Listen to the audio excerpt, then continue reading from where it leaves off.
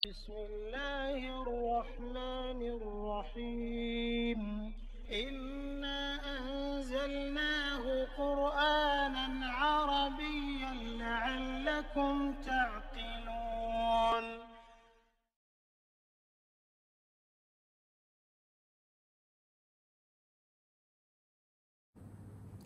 Bismillahirrahmanirrahim. Alhamdulillahirabbil wassalatu wassalamu ala asyrafil anbiya'i wal mursalin wa ala alihi wa sahbihi ajmain. Rabbi syrahli sadri wa yassir amri wahlul 'uqdatam min lisani yafqahu qawli. Assalamualaikum warahmatullahi wabarakatuh. Bersyukur saya ke hadrat Allah Subhanahu Wa Taala kerana dengan izinnya saya dapat memulakan sesi perkongsian ilmu mengenai tata bahasa Arab Al-Quran yang merupakan satu cabang ilmu mengenai Al-Quran yang memang sangat penting.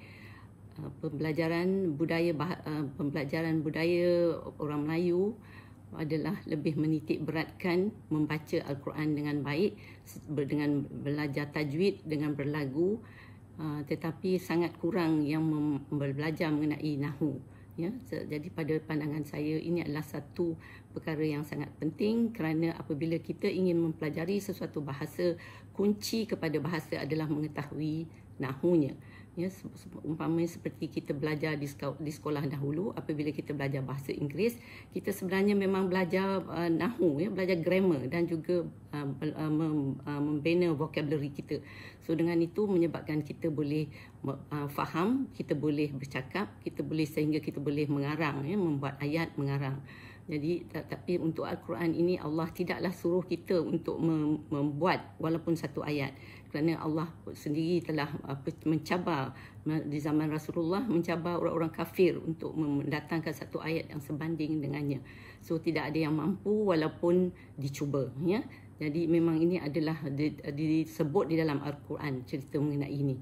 Jadi tetapi yang pentingnya Allah menyuruh kita untuk membaca Al-Quran dan memahaminya, ya, seperti firman Allah Subhanahu Wa Taala dalam ayat surah Yusuf ayat 2, Inna anzalnahu Qur'anan Arabiyyan la'allakum taqilun.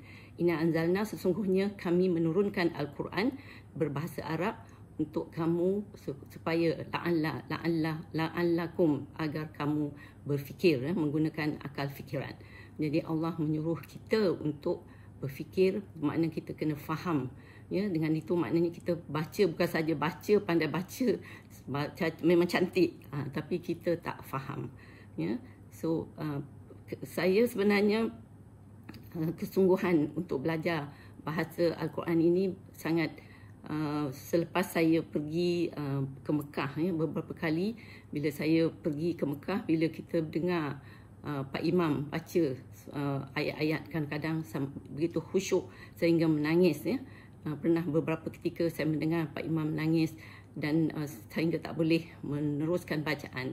Jadi saya masa tu saya rasa amatlah bersalah sebagai seorang muslimah, saya tidak faham apa yang Pak Imam tu baca. Ya, itulah menyebabkan semangat saya untuk belajar bahasa Al-Quran ini. Tapi dengan bermulanya satu perjalanan yang baru, it's a journey to me, ya, belajar bahasa Al-Quran ini bukanlah mudah, ya. Dah tua, ya, saya dah pencen baru saya mula nak belajar ni. Jadi saya masa mula-mula dulu, bila mula-mula belajar, buku-buku tidak ada dalam bahasa Malaysia ni, sangatlah kurang.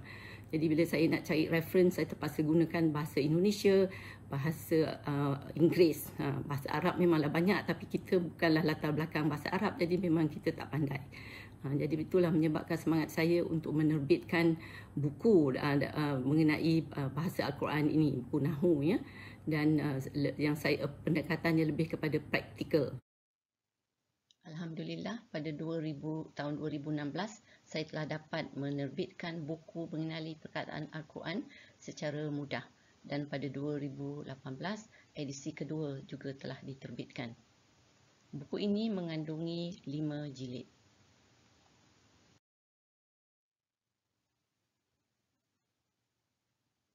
Jilid 1 mengandungi konsep dan sistem nahu bahasa Arab. Jilid kedua pula memuatkan sifir pola kata kerja Ini adalah memandangkan kata kerja atau fi'il atau verb. Bahasa Arab ni amatlah kompleks. Dia bertukar mengikut 14 pelaku dan juga mempunyai 155 pola. Jadi saya telah memuatkan mengenai pertukaran atau dipanggil dalam bahasa Arab tasrif, ya. Tasrif bahasa verb atau kata kerja Arab ni terdapat dalam jilid 2. Berdasarkan pengetahuan mengenai nahu dan tasrif dalam jilid 2 ini, saya telah mempraktikkannya ke atas surah-surah pilihan, terutamanya surah dalam juzuk 30 dan dimuatkan dalam jilid 3A. Bagi surah-surah pilihan lain yang lazim kita gunakan seperti surah Yasin, surah Al-Kahfi, surah As-Sajadah, surah Al-Insan, surah Al-Waqi'ah, surah Al-Mulk dan juga bacaan dalam sembahyang, saya telah masukkan di dalam jilid 3B. Dan akhirnya jilid 4 pula memuatkan praktikal mengenai semua kata kerja yang diperolehi dari surah-surah yang dicerahkinkan dalam jilid 3A dan juga jilid 3B.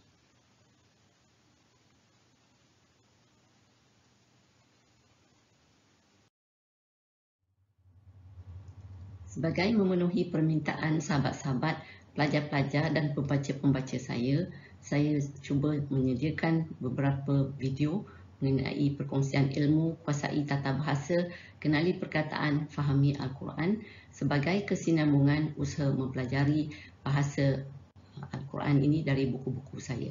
Oleh itu, saya suka cita menjemput sahabat-sahabat untuk bersama-sama saya dalam sesi-sesi yang akan diterbitkan insya-Allah. Sekian, wabillahi taufiq wal hidayah. Wassalamualaikum warahmatullahi wabarakatuh.